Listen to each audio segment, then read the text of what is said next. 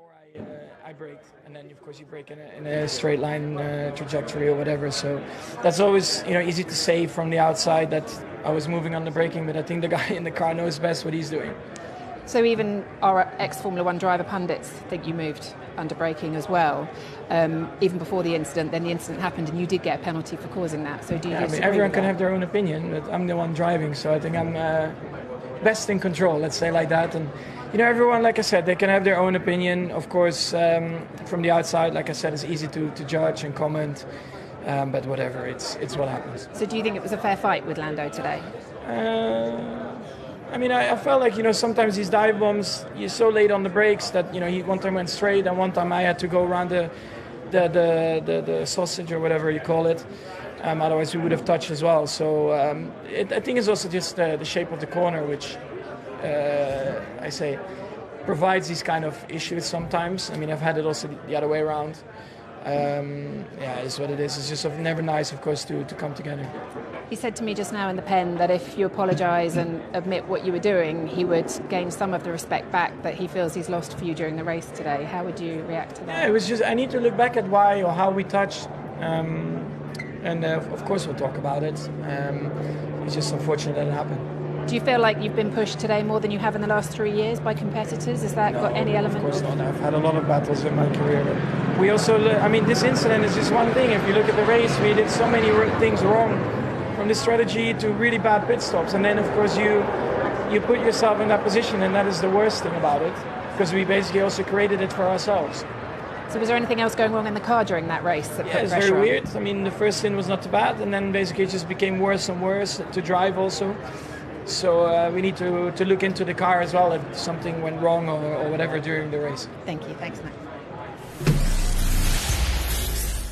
Well, Christian, the stewards have decided that was Max's fault in that incident with Lando. You're just checking with your rules guy, Jonathan Wheatley. What are you looking at?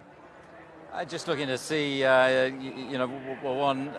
first of all, what happened at the pit stop, because we lost, obviously, a bit of time there. But then... didn't lose you the race, though. No, it didn't lose us the race, but it put us in a compromised position. But, for me, it looked like there was enough space up there for Lando. And, he'd already had the violation with the 4 strikes of track limits. But, one of those things. So, we'll bounce back next weekend. Was Max just not prepared to finish second today? Look, you've got hard racers, and I think that Lando was being pretty. He got his elbows out, and there'd been contact before, with them, in the end, it cost both of them. Sometimes we've seen in the past Max's hard racing, his characteristically hard racing, works for him. Sometimes it doesn't. It doesn't today, but you're cool with that as his boss. Well, it's like he picked up a puncture. He got the penalty. I thought the penalty was harsh.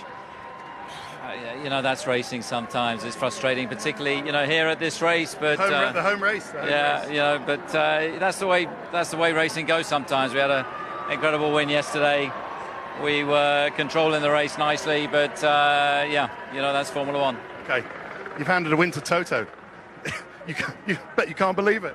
Oh, look, congratulations to George, and but nonetheless, I think we can take a lot of positives out this weekend. We've had a very strong car, and 2 poles, a sprint race win, and I think Max has even extended his championship lead. See you at Silverstone. Thanks, Christian.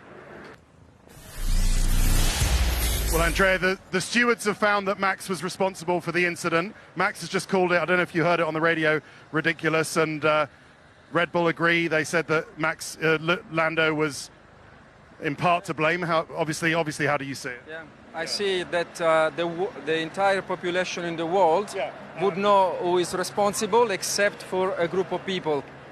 But the problem behind it is that if you don't address these things honestly, they would come back.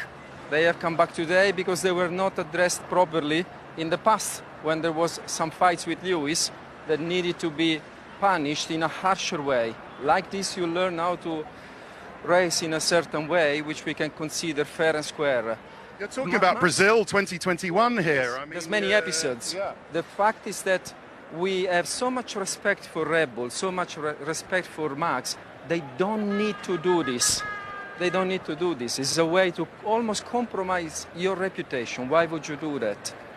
Well, I mean, we said, you know, Lando, welcome to the world of Max Verstappen. He's uncompromising. We've seen uncompromising races in the past. Michael Schumacher, who you used to work with, it's just the way Max races, which is okay. I mean, if that's what you want to, that's Max has won championships in that kind of racing, hasn't he?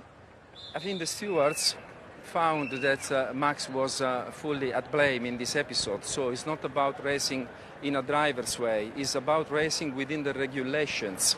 And the regulations must be enforced in a way that is effective.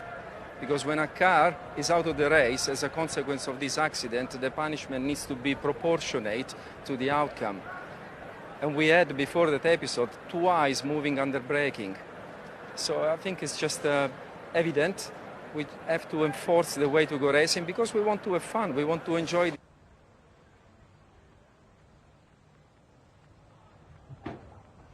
Okay, I've already lost the